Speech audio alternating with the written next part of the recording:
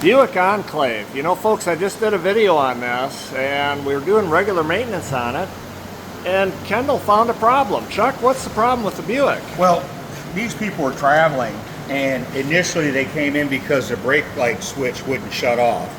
And that's because the switch for the emergency brake was bad.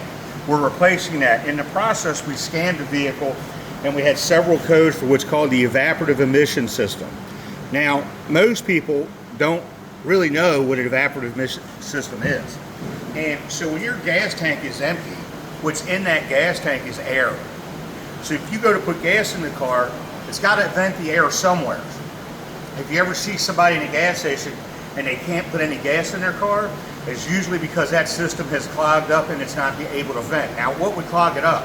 Well, the canister itself is actually a filter, and it has charcoal in that filter.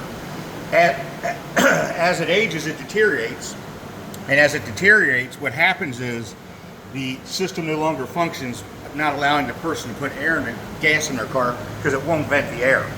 Now, the other side of that is you see people putting gas in their car and they got to squeeze every dime in there. That's a big giant no-no, because what will happen is some of that fuel will run down into that charcoal filter because you've overfilled it, and that can deteriorate that system, creating all kind of problems for you. You may have a prolonged start because it's vapor locked, not receiving fuel properly because it's not able to vent that air. So as easy as it sounds, that system's pretty complicated. It serves a really good purpose for the vehicle. The other thing is we found that the CD axle boots were spinning grease out of them, so we're going to replace the CD axles on this vehicle as well. Now, the canister still hasn't come yet, but what I have here is I have the vent tube, okay, and then I have the purge solenoid. So that's the purge solenoid. Now, where's the purge solenoid go on the vehicle? Usually up on the engine. On the engine. And the vent tube, let's get it out of the wrapper there so folks can see what you're talking about. Right here. Okay. This hooks to the canister and mounts under the car with the canister. Now that'd be on the other side, wouldn't it? Well, it'd be underneath. Let's look over here. So where we're talking about the location of these products, the one is on the engine. The other one's going to be over here where you fill the vehicle with fuel. Okay? Getting over here, folks. Got a lot of stuff. So there's your fuel tank. And then, can we go up with this, Kendall? Is that all right? Let's go ahead and bring it up, and we'll show you folks where the parts that Chuck is talking about are located.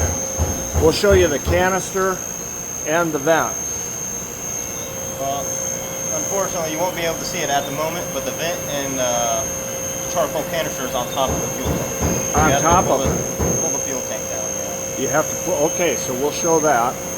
So this is a much more complicated repair on this vehicle than it is on other vehicles, right? Typically, yeah. Usually this charcoal canister is separated from the fuel tank and it's off somewhere else. But unfortunately, it's on top of this fuel tank. Okay, we're going to get under here and show you folks. Here's part of the system though that vents back to the tank that's up here. Up here on top of the gas tank is where the actual components are that we're replacing. So Kendall will release both of these straps, all three of them. That'll drop the tank down. You guys can see the vent, and then the canister is up on top, right? That is correct. Okay, that is correct. And so once we replace that, these people won't have any more problems with their vehicle. Now, what are these connections down here, Chuck? This is most likely a fuel pump module, and it's unplugged so it won't pump any fuel. But this is what activates and deactivates fuel and regulates fuel pressure, because it's got a high pressure injection pump, which is very sensitive to pressure. You have a lift pump inside the tank that lifts the fuel up, and then when it gets to the top, it gets spooled up to 3,000–4,000 PSI for a proper combustion in a combustion chamber. And this fuel tank is in, what, probably 20 gallons, right? I'd say at least that. So keep in mind, folks, if fuel volume is 8 pounds per gallon, you got to take this down in your driveway, you got a real problem. You got to bring it to the shop where we can do it safely for you. If you've got an emissions problem with your evaporative system, bring it to PALS. We're equipped to handle it. See you soon.